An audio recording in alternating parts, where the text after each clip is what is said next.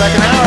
And before we get started, we get serious in these politics and what's going on and things that just drive Sean crazy. We're going to talk to a young man who is currently working on his album here in Moreno Valley. He is a future superstar. His name is Elijah Malloyd, and he's going to say hi to everybody. Hi. And so, Elijah, how old are you again? 8. And where are you from? Biloxi, Mississippi. What brings you out to beautiful Southern California? Well, because my mom had a job here. And what does your mom do? Work. What does she do for work? Go on computers. Talking to the mic a little bit. Go on computers and do stuff. Talking to the mic for me. Maybe lower it a little. Yeah. He's not sitting up. So you got to sit up to make your voice project. Yeah. So what does your mom do? Go on computers and do stuff. For who? Who does she work for? Her boss. I don't know his name. You don't know your mom's name? Does your mom wear a uniform to work? Yes. So who does she work for? I don't know what she works for. She wears a uniform, but you don't know who she works for. Does she work for McDonald's? Oh, no. Who does she work for? Talking to the microphone. Stop pulling away from the microphone. Is your mom in the United States? Yeah. Yes. Okay, so that's who she works for, right? What did you do? Work at the same place as she, but What? But he's in Mississippi. He's in Mississippi. What does he work on? C-130? Yes. What does your mom work on? She's in supply, correct? Yes. So basically, you are here your mom is stationed at March Air Force Base, right? Reserve base. Yep. And so you're a military kid. Mm-hmm. And what do you think of Moreno Valley as a military kid being stationed here temporarily? It's cool. It's cool.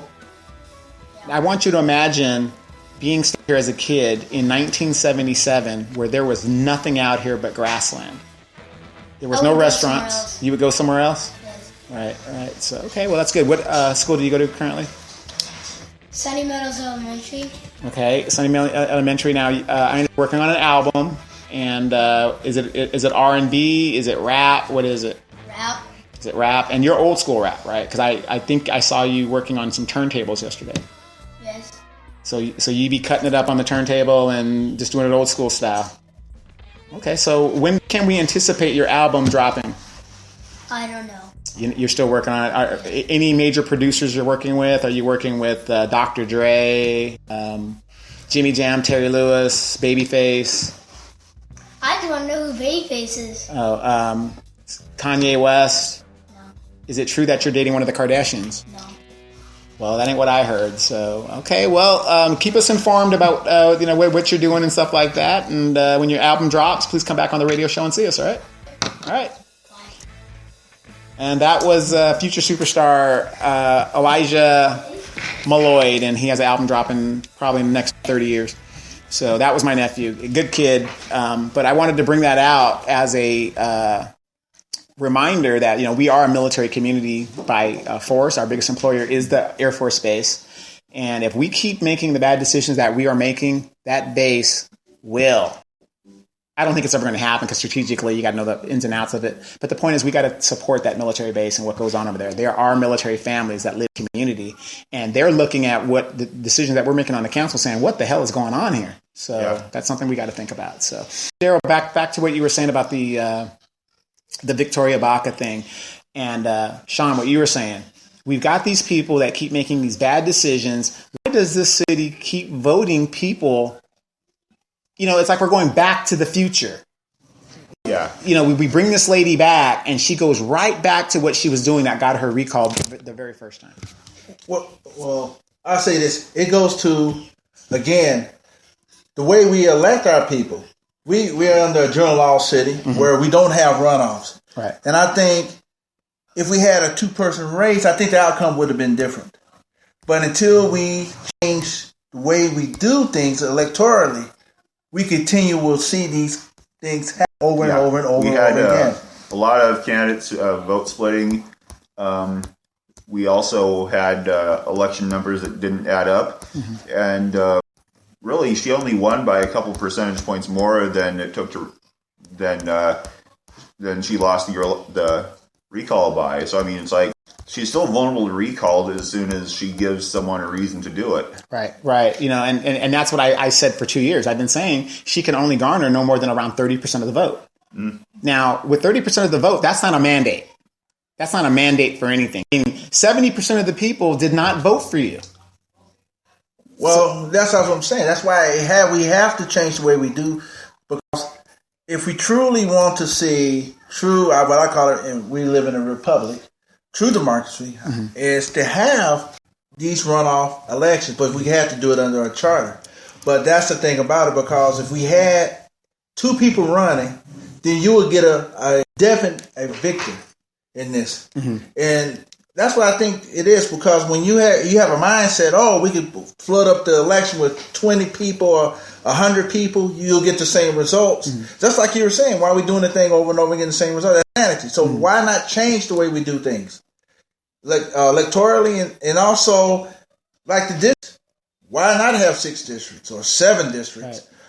Because I think still that's too few. Yeah, it's still too few. Well, but at least we're in agreement that if a city's growing, you expand representation, reduce it. Well, yeah, because if you decrease, that means if you're not even serving what you're serving right, what you did in the past. Couldn't you imagine 50,000 people, 45,000 people in one district, what it is right now? See, that's why you're right. It needs to be smaller, and we need to have, and that's where it goes back. We're going backwards, because why are we reducing the sunshine, or reducing time from go back from 12 to 3? That's going backwards. We want to go forward. Okay. It's interesting you mentioned the constitutional republic, because that is a form of democracy that's different from direct democracy, direct democracy can easily become basically like mob rule, or 51% you can do anything you want. But with the constitutional republic, it's a democracy, but it's based on certain rules and principles. And Victoria Baca is only in because she can play the mob rule type approach. Well, it's the same thing. Like, look at the Electoral College. I mean, this election is telling you something about the Electoral College. People don't realize we voted for the president, but who actually elected the president was the electors. Yeah. The people. That was kind of interesting. And I mean, that's what you were saying, because we indirectly elect the president, but the people who went to Sacramento, all these capitals, are the people who actually elected the president. Right. We indirectly did it. Right. And, Trump won. That's all I got to say about that. Well, that's the whole point. We were talking about, like what you were saying. It's indirectly, I mean, these electors did it. Yeah. So if, say, for instance, they didn't go the way that their state told them to go, then is that right? Well, states have laws against that. Yeah. Have you guys heard anything coming up in the new year? Now, we have 2017 coming up. What is your outlook for 2017 for the city? I still think, like, again, in the one word, there's hope. I always there's hope. Okay. But I think if we don't do anything to, like I said last couple of times, address poverty, address homelessness and mental health, such like I was talking about, and start really thinking about going forward by changing the way we elect these officials to runoff systems and expanding the district. Until we do that, we still going to be status quo. But I still have hope. Do you think with this council that's going to happen, that they are going to address expanding the districts and address for the problems that we have in the city? Oh, no, that's not going to happen, because it would be too easy. That's the easy thing to do to expand. But why would you want to do that when you have less control of the people over the representatives? Because that's more to control, right? Instead of less. So basically, Dave Marquez is basically going to be sitting for 4 years, ineffective. Well, basically, unfortunately, probably. Right. So, I think he can still make a good statement if he sticks to values. Right. Well, that's the thing about it, because people have been talking about moving forward, but people are stuck in the past. Right? Yeah, they're stuck in the past. They don't want to do the things that needs to happen to move forward. They just want to keep it the same. Don't think outside about same old stale ideas. Whatever Ito wants, just keep it going. As long as Ito's paying me and doing what we got to do. Well, yeah, you're not going to have anything. You're going to have people hollering and screaming like normal. but nothing will materialize. Good thing you said something about hollering and screaming. Election is over. I've been around. A few people haven't seen LaDonna Jimson, haven't seen Denise Fleming. Speaking of hollering and screaming, I heard that what's her name? Victoria Baca's friend. Luis Palomedes. Yeah, I heard that at the swearing ceremony. I heard that before she even got in, the bailiff warned her about her behavior. Yes, he's like, I think he tells her this every meeting. To be on her best behavior, he's throwing her out, or something of that nature. Yeah. So, but here's a lady that's 80 years old, and she's acting like you're 80 years old, chick. I mean, come on. Yeah, I remember back in summer of 2015, we during the World Logistics Center dispute that the bailiff actually went over to some people by me and told them I shouldn't have to treat you guys like I'm breaking up a high school fight. Wow. But that's Moreno Valley, and that's why we are looked at the way that we are looked at. So, it's we've got a military member here. She's it's AJ's mom. So she's just passing through, and being a military member, she is. What's the term that they always give you guys? Check with the public affairs officer if you got a comment, concern. No comment. No comment. All right, there you go. But we have our military members, and we support them wholeheartedly with that. So, I mean, I'm trying to be as optimistic as I can for the coming year, but with a supermajority coming in, and it looks like we're going to a point. Let me ask you this, and I've been asked a few times by some people who might be in the running to be appointed. Who do you think would make a good person to go into District 4? That you know of? Anybody off the top I'm of your not head? really familiar with a lot of the people in District 4. What do you think about the person you were talking about, Daryl? Who?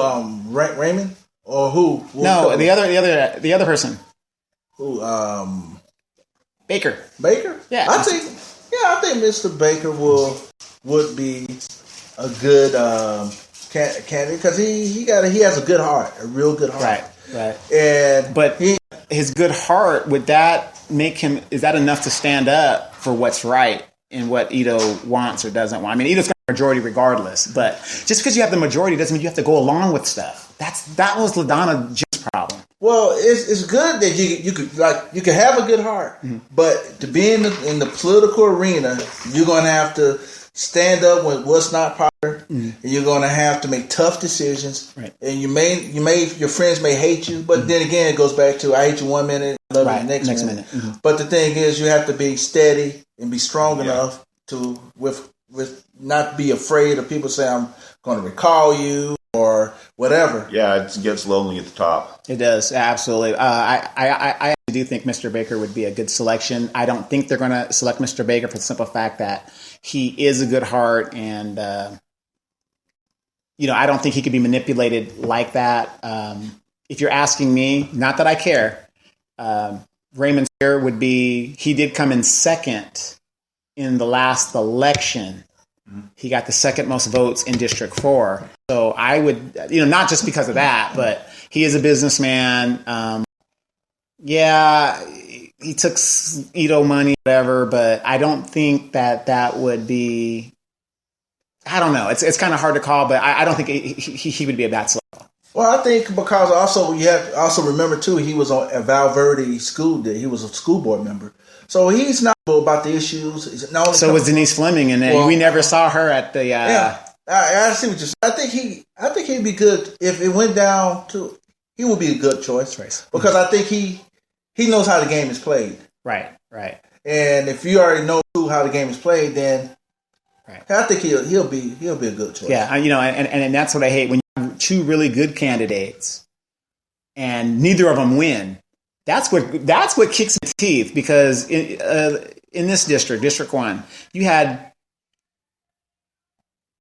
3 good candidates, and I'm going to name them. Myself, of course, Edgar Garcia, and Jerry Mercado. Okay, now those are 3 really good candidates, and the reason I don't include LaDonna Jimson in there, I'm not saying when I say good candidates, I'm not talking about what they've done in the community, and I'm going to take credit for everything that everybody else does, and I'm going to call it mine, No, I'm talking about people who had ideas, who are progressive, and moved the district forward, and they weren't about the bullshit. Okay, so the reason why LaDonna is excluded because she was a band member and she did not disclose that. That's my personal opinion, and obviously it's an opinion of a lot of people because she wasn't reelected. When also the thing, LaDonna talked, or any of the candidates really talked about what they were doing. They never talked about what goes on in the odd hours in the middle of the night. Right. There's always like some sort of event, a lot of early morning stuff. But in the hours where people that don't want to be seen tend to be most active, Right. There's no issues talked about, or unless it's Victoria Baca getting arrested for that DUI at checkpoint, right. antics, right. Louise Palomares dealing with her family criminal history and things like that. So Well, I was sitting there thinking about this. You remember what we were saying about appointment, and you know how they do it in Springs. If the person, say for instance, there's a vacancy, the person who comes in second becomes the next council person. Instead of they go right, and whoever came in second would be the next. Because that's the voice of the people. Well, yeah, and see, being a charter or not, when you have appointments, that could happen. Then you won't have to worry about whether appoint or elect, because whoever came in second will take over. That seat. That's a great idea. It's a great idea, and then it's nonpartisan, so it doesn't matter if you're a Democrat, Republican, Independent, whatever. Yeah. So we don't think that way. Yeah, that's the whole problem. Right. Looking to the future, Daryl, we got a lot of problems in the city. Are you going to continue to contribute and give ideas and speak to city council and give us the hope that you would like to see change? Well, yeah, I got some good ideas to come out, but see, for anybody who's out there listening, if you have an idea, make sure you put it in the public. Right, yeah. Put it in the public record, written form.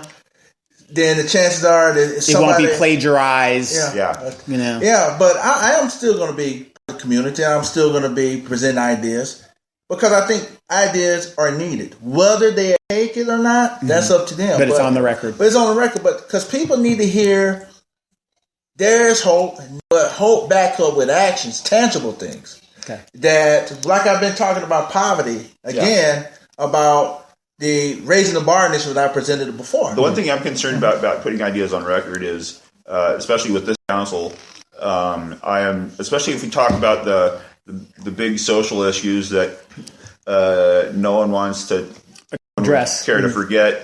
My big concern is, like I've said before, that someone's going to want to make like a token effort to look like they're doing something and get their pick taken and then dump the issue again. Right, and be a politician. Exactly. Well, that's the thing. You have to hold these people accountable, because if you notice, there's a lot of things we do in the city, but people tend to forget the actions they take. But because it's no follow up, it's not holding feet to the fire. You said this years ago. Wherever happened to that?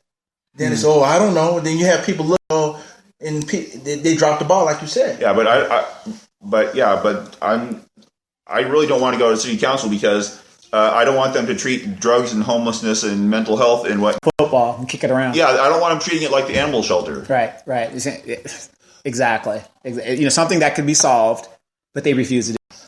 It just be a PR move. Yeah, exactly. And then all of a sudden, you take the picture and you go home. Then what? I'm still here. It even festers even bigger and bigger because it was only lip service, but no meat behind it. There was no action. Just all the talk about glamour shots and all this, but you still have a homeless person there. Or you still lacking the services that these folks need out there. They need help, but we just we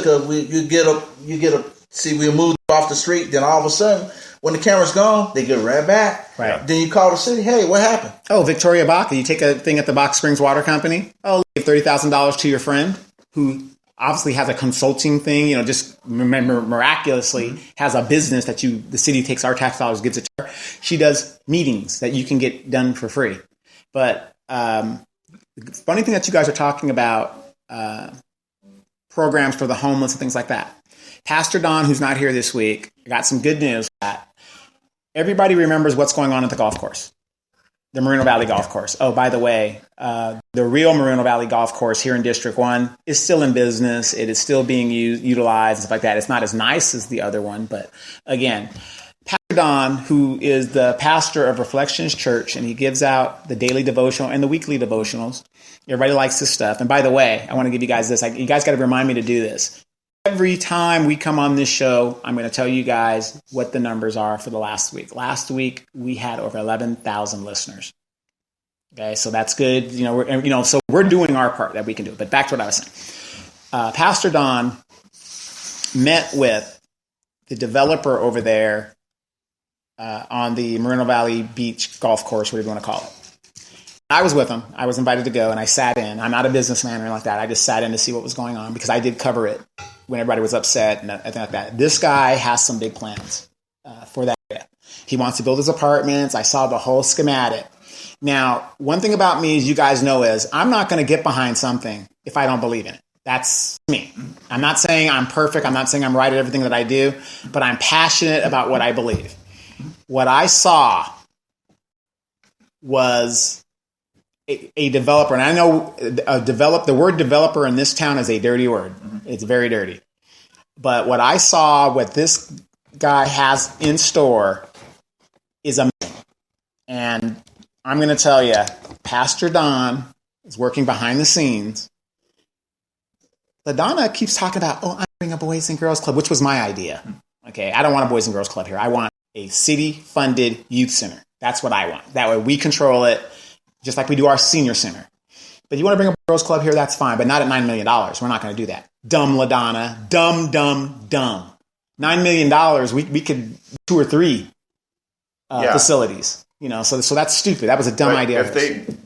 But you mentioned the center. Well, a few months ago, they were arguing about coming up with money for ceiling fans in the senior center, but then they're going to be building a $9 million facility for a nonprofit organization that when they want to pull out, they can pull out, and we're stuck with a $9 million facility that was good for youth, and now we have no control over it. So which is kind of stupid. That's why I was like, what are you talking about? That doesn't make any sense. But anyway, this developer, and what he's doing, it incorporates a Boys and Girls Club, and they are, and I'm not trying to let the cat out of the bag. This is from what I saw from the schematic. I don't know if it's in the works. Let me say that. It's in the works. It has been incorporated to bring a Boys and Girls Club in that area of where that clubhouse is and the golf community.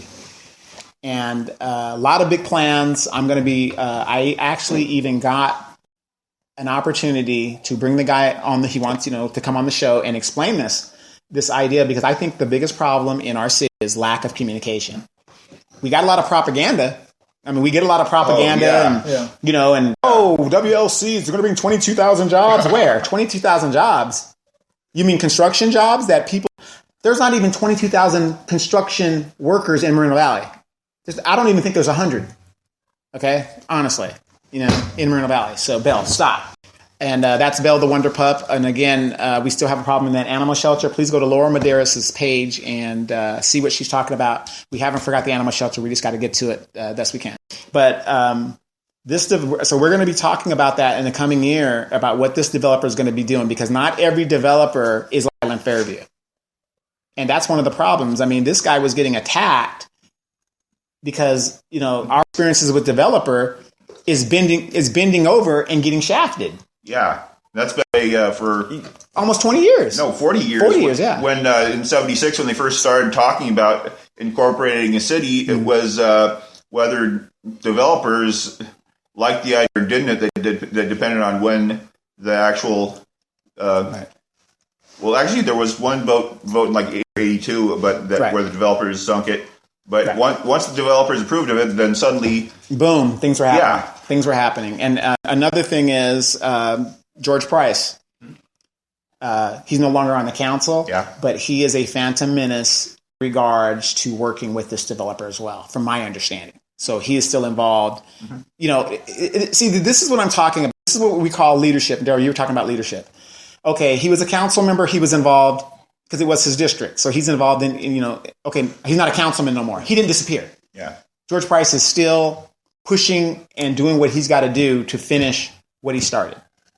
That's leadership. Yeah, I agree. Yeah. So that's my understanding of it. Because I'm going to be reporting on this guy. Also, what I'm really happy to see about this is that we need more people to take a variety of social issues. Like not only do we need that apartment complex, but we still need the Joint Powers Hospital to provide not just the medical services, but provide facilities for the support services. And I mean, I talk about like all this abortion, homelessness, mental health, substance abuse. I can't call that on my own. Right. I mean, I can talk about all those things, but I can only do like maybe one or two Effectively. We need more people to step up. Right. And like we got plans for the show. We're going to be expanding and stuff like that. But our job here as the Inland Empire Informer, the hot seat, is to inform the listeners of what's going on. And don't think that people aren't listening. Right now, you got people that are doing their dishes right now, listening to the craziness over here, and they want me to do some crazy stuff. But I'm going to be reporting on what's going on in the Moreno Valley Golf Course. And I hate to say this, and I said it last week, if these pastors would come together, they can solve the homeless issue here in Moreno Valley. They can solve the hunger issue in the Inland Empire, period. But they're all individuals and want to do their own thing. Now, I'm going to say this. Pastor Don, who has a little church, how can a man, and remember he started talking about that earlier this year, I'm sorry, I keep saying last year, but earlier this year. And it looks like he might be able to start a church in Rancho Balago. It is starting to blossom, basically. The seed was planted, and it's starting to happen because that's a gold mine money-wise if you're a pastor. A lot of pastors have been trying to get over there for years. For some reason, it just never panned out for them, for whatever reason. So I'm going to if they're looking specifically for a rich area, then you got to question their intentions. So, absolutely, of course. And that's going to work together. I mean, and Daryl will tell you in our community, pastoring is like pimping. And I don't mean to be derogatory. I'm just saying here I am. I can't pay my lights or, I can't pay my car payment or my house payment. But here's a guy a pastor that was a former pimp or a drug dealer or whatever.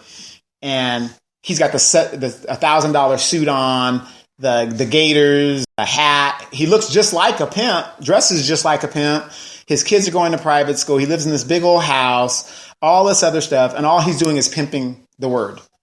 And that's really big in our community. And I can say that because I've witnessed it. I've seen it. But I'm a Catholic, so, the Catholic Church has its own problems. So I'm not bashing any religion, but the Catholic Church also has a lot of problems within itself. But this guy spoke it, and a lot of people have listened and are going to associate. So a lot of things are going to be happening, and these people are working behind the scenes. And I don't understand how Pastor Don, a guy that's very humble, could do in less than a year. Doesn't have a mega church, but he's doing this outreach in Rancho Balago where there is no outreach, and yet these super churches stuff around here. There's over 100 churches in Moreno Valley, and not one of these churches are involved in outreach. And I have a couple in Riverside that are in outreach here. Right. I think one thing Pastor Don has going for him is that he's not financially dependent on the congregation. Right. Absolutely. And that's what about. He's about solving the problem. He wants to solve the problem. He wants to be Christ-like. You saw Christ saying, okay, well, you guys carry me on this big donkey and make sure I have a big house, and I'll come and maybe if you guys are lucky, I'll speak to you. He was always in the crowd with the people and stuff like that. And I don't want to harp on that. The donkey, the nobles were about the only ones that had horses. Right, exactly. So very humble, and Pastor Don's very humble. And I'm a Catholic. I don't believe in the same as Pastor Don. I'm a little different. We're all Christians. We're all supposed to be on the same team. Mm-hmm. I'm not downing any other churches out there, but I am going to say this about those other churches. You've got a mega church, or you're doing very well for yourself. You got a nice congregation. Why aren't you out here solving the problems of the homeless and hungry? I don't understand it. And and I'm going to call you out on it. I'm sorry. And if you like it or not, I'm going to call you out on it. So, I mean, Daryl, what's your take? It's the same thing as we talked before, because most of all these issues, and Pastor Don, he's out there because he has a good heart. They're Christians, you reach out, you help your fellow man, regardless of how they have, what skin color, or how they got here. You do it because because we all God's children. So that's the perspective. You see an individual. You don't see that person that as a stranger. You see him as my brother or my sister, and with a common purpose. And I think the churches in this community have to come together. Because, like you said, they have the individual agenda, but the same thing, the ones that they are preaching about are the ones that are in the streets, the ones who are suffering every day, the ones who you drive 60 freeway, you see their encampments out there by the fence in Moreno Valley, or you see that person hanging by the liquor store, has no hope at all, and he just wandering around. Or the guy that's screaming that everyone's following and he's about ready to slit someone's throat. Right. I ran into that album a couple days ago. Yeah. Well, yeah, and see that's why we issue. left Starbucks. No. Well, that's the issue. I mean, that's what we're talking about. Remember, common purpose. What is going to take to bring people together? Right. The humanity is going to take us to come together. When you see your fellow man, and you see surrounding him poverty, you see liquor stores, you see all these things that feed into one's negativity. I mean, the fact that a person who can't afford to get a bank account it's going to be, how do you call it with the check cashing places. It's going to be a drug to him. I got to go to that check cashing place. I got to get a payday loan because I don't have any money. But then that person may have other issues we don't know about. But also, too, it relies to the fact that there's no jobs that have economic mobility to get out of poverty. Right. Instead, we got things to support people to stay in poverty in this community. Right. And that's one thing I wanted to get to. I have severe concerns about the economic future of the city with the current city council, because right now they're not demanding that certain developers pay their bills. They always have money for study sessions for anything that the developers that are the big contributors want, but they don't have money for the streets. They don't have money for the senior center. They don't have money for a civic center for the people. When are they going to throw us a bone? That's a good question. Probably when we get rid of them. And like roaches, they just keep coming back. And also the biggest concern is the talk of a bond that up to $800 million. $800 million, almost $1 billion bond, and Chris Baca alleged that. Our city has a budget of $115 million max. I think a budget of it's like 100, almost 200 million, and they have an emergency fund of $3 million buffer for something else. But to me, if you look at the numbers that they use during the year, it seems like they overgo that money. Yeah. And yet, when we need something, there's no money. But when litigation or a lawsuit or something, there's money. Yeah, but if you've got if this city is already having trouble paying its bills and it goes for $800 million line of credit, I mean, the city's credit is going to get downgraded so bad that we're going to be paying well into the double digits on interest rates for years to come. Bonds. Right. Now let me ask you this: even if they would they get the money? They ask for that money? Even though we get downgraded, would we get that money? That's a good question. I don't know. If they got it through state bonds, maybe, but I don't know how many people would be stupid enough to finance us to do that. Because what I'm saying is, it would be funny if they downgrade us and they give us a loan at a high interest. Only poor people who amazingly look like Moreno Valleyans would be in a situation like that. So as a city as a whole, the city be reflecting its citizens. Yeah. Because I'm going to tell you, the people that have common sense and money are leaving. Yeah. And the only people that are left are the people that go to the check cashing place, that live paycheck to paycheck. There you go. Or rent. Rent, and they work and they want warehouse jobs. So I don't know how many of them want warehouse jobs anymore, because it seems like the warehouses have gone through all of the Moreno Valley residents as temp labor and pretty much. But the city, in that aspect, but the city would reflect its citizens, and that's what we have. Well, that's the thing about, again, as you were saying though, there's no economic mobility, and so if we had this bond, and because most of that money will go to the debt service, and where are they going to get the debt service? Are they going to get it out of the general fund? And most of that money they're going to have to cut something to fund that debt service every year. Yeah. And that's going to be a big issue, because the fact that, it's like I had a conversation with a guy today, we were talking about this, and I said, well, yeah, you got warehouses everywhere, but the thing again, we talked about the issue of jobs again, and I said, look at the poverty rate, man. Over the last 12 years, poverty has increased. And you keep talking about jobs, that tells you about what the infrastructure in the city. It's important to keep people in poverty, no way out. Right. And they're never going to get out, because until we raise the bar. And that's because I look around me and I see these infrastructure support for poverty. That's interesting you mentioned debt services, because for government bonds, I mean, the debt services, as long as you're paying that interest, they usually don't care a whole lot about you paying principal, because they're going to make all that money on back, interest. and even more so anyways. Right. Now, and it's funny how you're saying this about what we have in infrastructure. Now, if you look at people that come from Compton, now they've moved here. Compare us to Compton now. They moved all those people out of Compton. If you go to Compton right now, they're doing in Compton what they did in New Orleans. Once those people leave, they can never go back. And they're going to turn that area of Compton and Carson and the so-called, back in the 90s, the CPT, that is going to be a gold mine for a developer to change the dynamics and things like that. And you got to have money to live there. Well, look at the football stadium that's coming for the rail. Exactly. So and what are they bringing? Part-time jobs. Yeah. When people say stadium, they think that's a great thing, and they give those are all part-time jobs. Yeah. The Staples Center, those are part-time jobs. It's not a full-time job. You can't go in there and, I'm here for the LA Sparks and I'm here for the Lakers. No, you work for a certain seasonal thing, and they get another person, because they don't want to keep you there on payroll where they got to give you a raise and give you benefits. It's part-time. Yeah. So that's what I'm saying. We supporting poverty in this community, and all you have to do is go down Sunny Boulevard, Paris, Alexandra, drive to city, you'll see the infrastructure. Right. When I go down Sunny Boulevard, do you know how much prostitution that I see just as you make that turn off the 7-Eleven corner and you just go right down where those hotels are?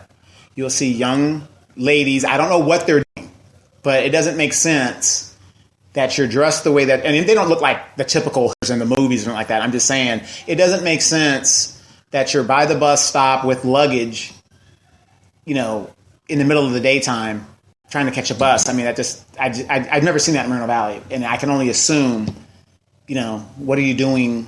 Well, yeah, look at, again, we spent all that money for that Sunbeam side. All that was is a facade to underneath what the real problems are. You see it. Like you said, you see it on Sunbeam Boulevard, don't you? See homelessness? Personally, I think that concrete looks really stupid. That was a Richard Stewart thing. He made money and kicked back off of that, so that was really well, yeah. So that's the whole thing we've been talking about, the facade of what the real problems are. Again, people, it's so beautiful, but look at all these people laying on the street. The folks that are laying on the street, or if you can't see them, they're behind someone's house with a tent up, right? Or shopping carts, and you have people living out. You see the little two dogs, and I seen this little two dogs in the shopping cart. Oh, yeah, that's the lady that was at Starbucks. Remember, she kept coming to Starbucks all the time, stuff like that. Yeah, but that's the whole thing we've been talking about. We've been talking about how we're going to move forward. But if we, that's why I say I'm hopeful in one sense. In another sense, I still see the status quo until people change their mindset. The leadership in this town have to change their mindset. Well, we need to start getting new leaders. I've wondered if there's any way that people from LA would ever either leave or have a vision of making their life and their community something more. You can't change what you don't know. So if you were raised in an environment of food stamps and welfare, and as a child you're growing up in that, and that's normal to you, and you don't want anything else, you're stuck there. Right. I'm just thinking, what if some way to start suggesting to people, what if there is the possibility of something more? Okay, I got the answer. When Donald Trump gets sworn in January 20th, and they shut off the food stamps. Remember a couple of years ago where they had that food stamp problem? It was like nationwide, and the system went out, and the people in Atlanta, these people are like, oh my God, my child's got to eat. You should have seen the panic because it was just a computer glitch that kind of cut off their cards or whatever.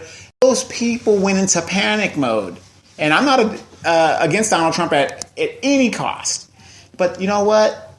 If he has his way and the Republicans have their way, now if you're getting $800 in food stamps, the Republicans want to cut that in half. Give you $400 because you ain't for it anyway. So you have no reason to complain. And I know we're going to make it work, $400, because we always find a way. But eventually, it's going to be zero. And you're going to have to do better. Eventually. And if this guy doesn't wake you, this administration doesn't wake you up and give you the thing of hard knocks, and if Moreno Valley isn't waking you up, because to me, if I was, a kid raised right now, and I'm looking around me and I'm saying, this is what my city thinks of me, I would be out of this city so quick and in a hurry, it would make your head spin. It would just be unbelievable. Well, that's the thing of Donald Trump's election. It was a wake-up call to this country. Mm-hmm. For people to wake up and smell the coffee. And you're going to have to start empowering yourselves, and you're going to have to, it's like the community. Mm-hmm. People are worried sick to death, but I mean, again, why does it take an election of somebody to wake people up? Right. You should have been already awakened. When you see around you, again, I'm talking about these check cash places in our own city, and you have a council that continue to say, well, we bringing jobs in this community, people spouting, but the thing is, people will never understand if you don't have the education or the training, and if this city ain't providing, these folks going to remain in poverty.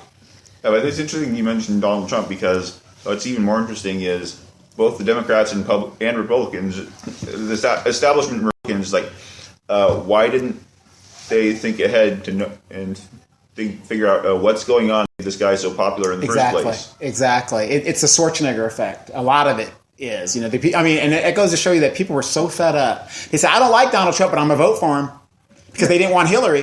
They didn't want the same old, because that's what we would have gotten. Well, in my opinion. Well, it's the same thing. Okay, look at the warehousing we have. Mm-hmm. We shipping in stuff from other countries, stuff that we used to make. Yes. And he was speaking to the people that saying, hey, I lost my job. They shipping over and they bring it back, and I'm working the warehouse to take it out, and I'm paying low wages. I have no benefits. Right. I'm stuck, and there's no way for me to go. I'm going to have to work 2 or 3 jobs. I'm going to work at the house for 8 hours, and I'm going to go work maybe at Jack in the Box for another 4 hours because I can't live off of that. Right. And the thing is, we don't raise aspirations and hope. That's why I'm saying tangible hope. Because the fact that we as people, as a community, we haven't woken up and smelled the coffee. We still haven't smelled the coffee or the rose because of the fact we continue to do the same thing over, like you said, over and over again. Insanity. Yeah, and so no, they can look. It don't take a rocket scientist to look around you and say, "Why are these 99 cent stores everywhere? Why are these jackass places?" Even Chris Baca pointed it out. Yeah, but that's the thing. It's right there in front of you, but you refuse to take off the blinders. Right. In this city, the leadership of the city is going to have to take off the blinders. They can't sit back and say, "Well, we got all these jobs here," but at the same time, you got more people in poverty. They don't have jobs. If anyone remembers the Enron scandal, they're coming up with their job numbers the same way and came up with their profit figures. Yeah, profit figures. They're just like they're advertising what they were expecting or hoping, whether or not it was actually going to materialize or not. Right. We got a little bit more to talk about. We're going to go into the next hour. We still have about 20 minutes left, so we're going to give you guys another 20 minutes to go pay some bills. This is the Hot Seat Radio Show. Sean 14, Daryl, Terrell, Mighty Max, and Donovan Sadiq, and we're going to be right back right after these messages.